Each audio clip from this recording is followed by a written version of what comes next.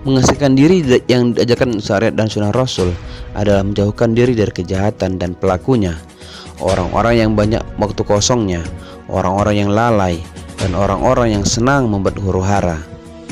Dengan begitu, jiwa Anda akan selalu terkendali, hati menjadi tenang dan sejuk, pikiran selalu jernih, dan Anda akan merasa leluasa dan bahagia berada di taman-taman ilmu pengetahuan.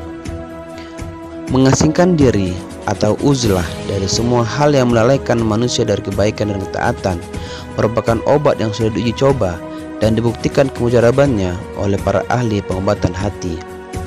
Banyak cara untuk menjauhkan diri dari kejahatan dan permainan yang sia-sia.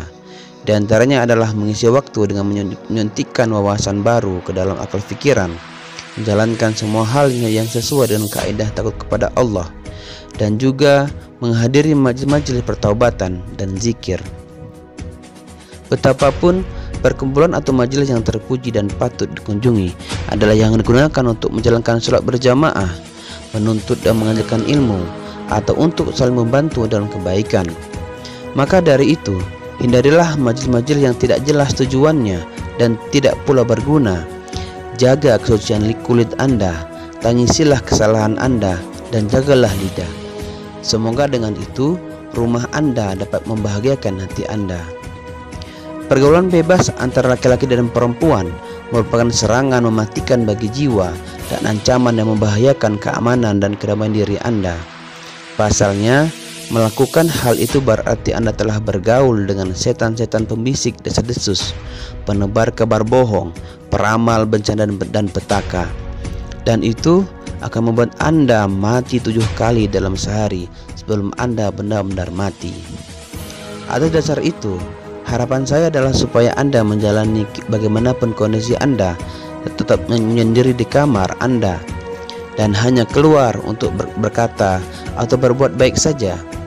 Pada saat seperti itu, hati Anda akan benar-benar menjadi milik Anda, sehingga waktu dan umur Anda selamat dari kesia-siaan. Lidah Anda akan terhindar dari menggunjing, hati Anda bersih dan dari kerisauan, telinga Anda terjauhkan dari ucapan kotor, dan jiwa Anda bebas dari berburuk sangka. Barang siapa mencoba sesuatu, niscaya akan mengetahuinya. Barang siapa membiarkan dirinya hanyut dalam gumpalan kesak kusuk dan terseret ke dalam komunitas orang-orang yang tidak berilmu serta senang berbuat yang sia-sia, maka katakan kepadanya, selamat tinggal. Ganti itu dari Allah.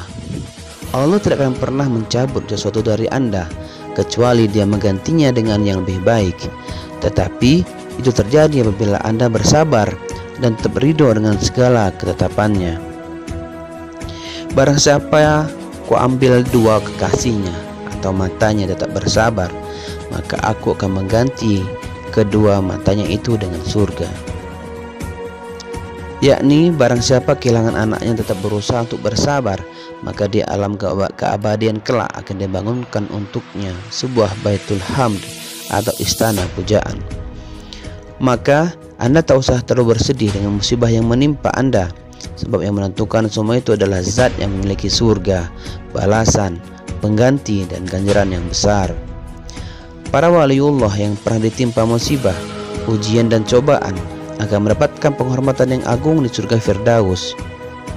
Betapapun, kita harus selalu melihat dan yakin bahwa di balik musibah terdapat ganti dan balasan dari Allah yang akan selalu berujung pada kebaikan kita. Dengan begitu, kita akan termasuk mereka itulah yang mendapat keberkatan yang sempurna dan rahmat dari Rabb mereka, dan mereka itulah orang-orang yang mendapat petunjuk. Ini merupakan ucapan selamat bagi orang-orang yang mendapat musibah dan kabar gembira bagi orang-orang yang mendapat bencana. Umur dunia ini sangat pendek dan gudang kenikmatannya pun sangat miskin. Adapun akhirat lebih baik dan kekal.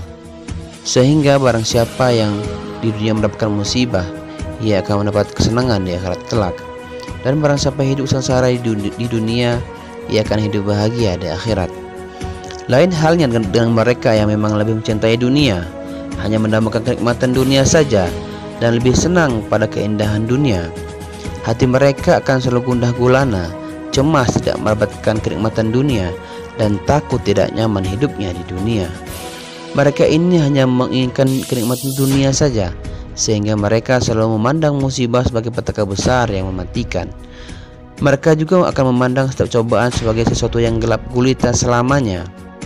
Ini adalah karena mereka selalu memandang ke arah bawah telapak kakinya dan hanya mengagungkan dunia yang sangat fana dan tak berharga ini.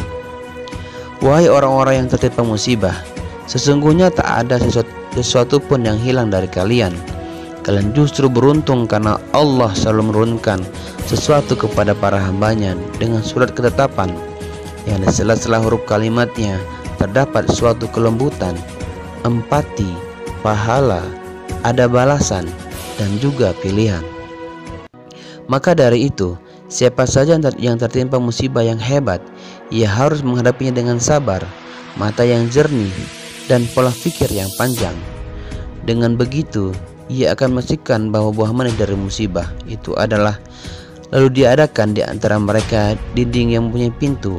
Di sebelah dalamnya ada rahmat, dan di sebelah luarnya dari situ ada siksa. Dan sesungguhnya apa yang ada di sisi Allah itu lebih baik, lebih abadi, lebih utama, dan lebih mulia.